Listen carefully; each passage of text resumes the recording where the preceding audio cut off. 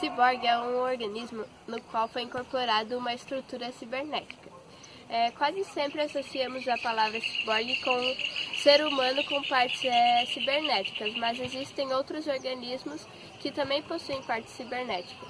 O termo foi criado na década de 1960 pelos cientistas Nathan e Manfred, enquanto estavam fazendo um estudo para desenvolver uma aproximação maior do ser humano com a máquina.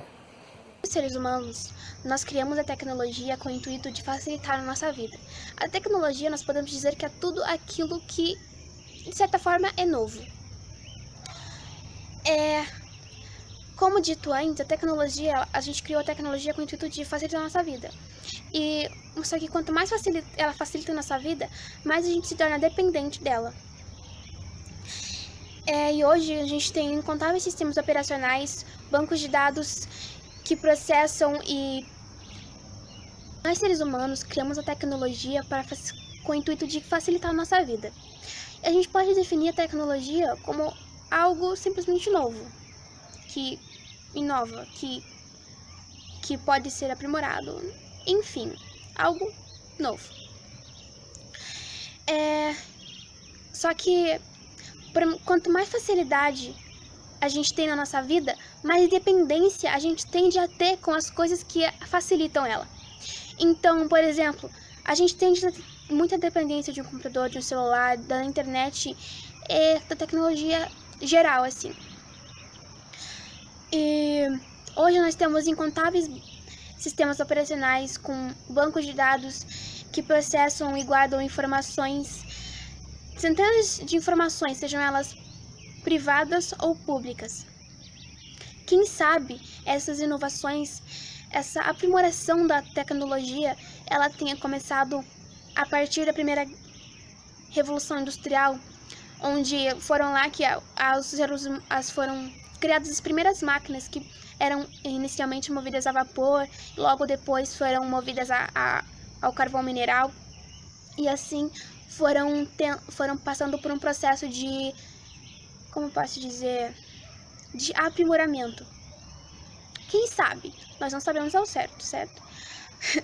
Porém, ainda assim, com o fato da tecnologia ela estar cada vez mais aprimorada, hoje, principalmente a medicina, ela tem alavancado muito.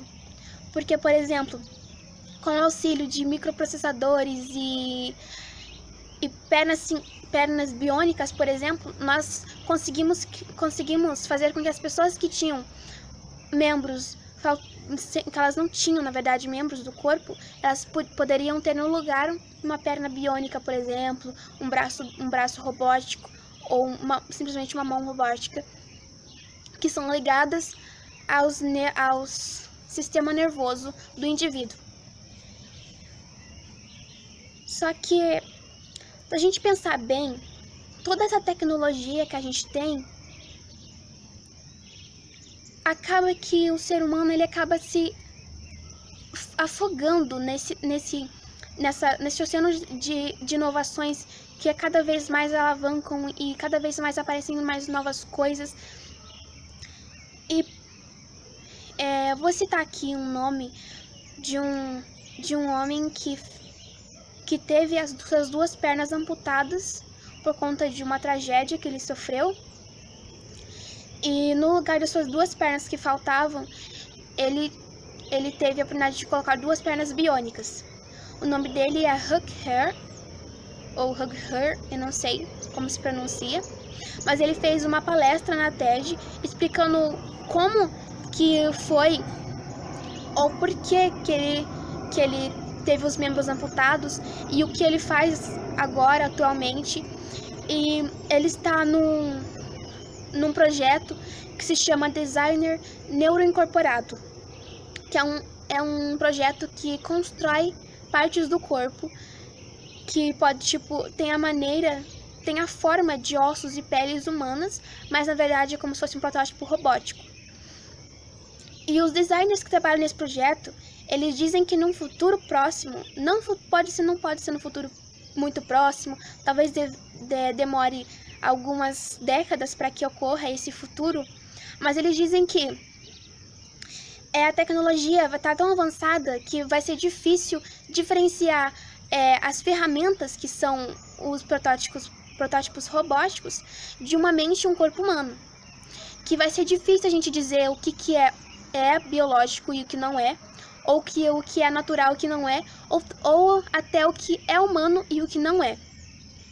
Cientistas dizem em algumas páginas, em alguns artigos na internet, que assim, as pessoas atualmente elas colocam braços biônicos ou pernas biônicas por uma questão de necessidade, porque elas têm membros inválidos, como eles chamam, que são membros que eles não funcionam mais. Então, no lugar deles, tem um membro robótico. Mas ele disse que vai ter um tempo em que as pessoas vão deixar os seus membros válidos, que são aqueles que desempenham o papel que eles têm que desempenhar a função deles no corpo humano, elas vão deixar de precisar desses membros para colocar um membro biônico, um membro robótico no lugar. Eles também dizem que a tecnologia ela vai estar tão avançada que até mesmo os órgãos internos, como os rins e o coração, eles vão poder ser substituídos por membros robóticos. Isso é tão intenso que eles comparam essa substituição como se fosse um carro, que ele vai numa concessionária, ele tem infinitas peças. E, por exemplo, ele vai numa concessionária e ele pode trocar as peças ruins pelas boas, por boas ou por peças melhores, mais tecnológicas. Então é exatamente isso que os cientistas eles falam. Eles falam que, por exemplo, as pessoas vão estar tão profundas nesse universo da tecnologia que as pessoas elas vão começar a trocar as partes do corpo como se fossem peças de um carro. Simplesmente porque a tecnologia talvez não seja a tecnologia do momento,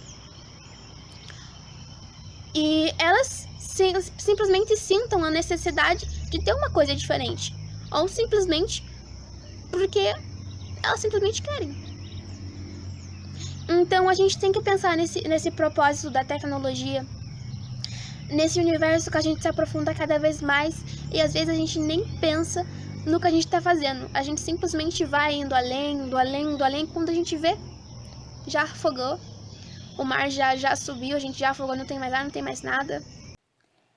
Então, basicamente chamamos de ciborgue qualquer ser vivo que possua parte mecânica ou robótica. E como a Amanda já explicou, esse termo vem da concentração organismo cibernético, que apareceu na década de 60 durante as primeiras explorações espaciais.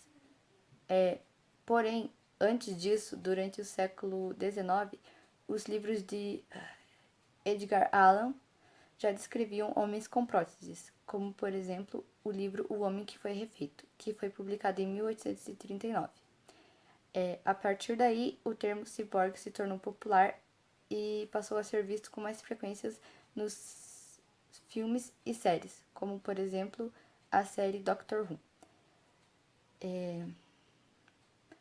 Voltando ao primeiro assunto, nem todas as pessoas que têm partes mecânicas ou robóticas se consideram ciborgues, como, por exemplo, o Huggy Her, que teve as pernas amputadas e agora tem pernas robóticas, que são as pernas biônicas. Ele diz que só se sentirá ciborgue se ele sentir as pernas dele, se as pernas fizerem parte dele.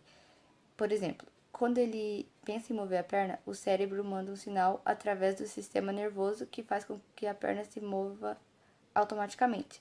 Mas quando ele toca a perna, ela não manda esse sinal, então ele não sente que está tocando a perna.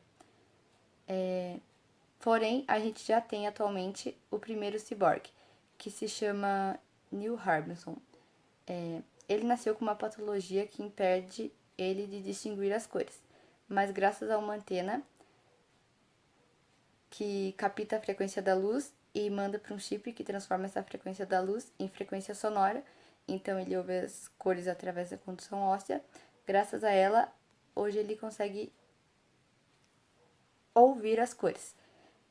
Por isso ele é considerado o primeiro ciborgue, porque a tecnologia não é só parte dele, é uma extensão dele. Eu não sei explicar muito bem, mas eu vou deixar o link dos vídeos dos dois aqui embaixo. E é isso.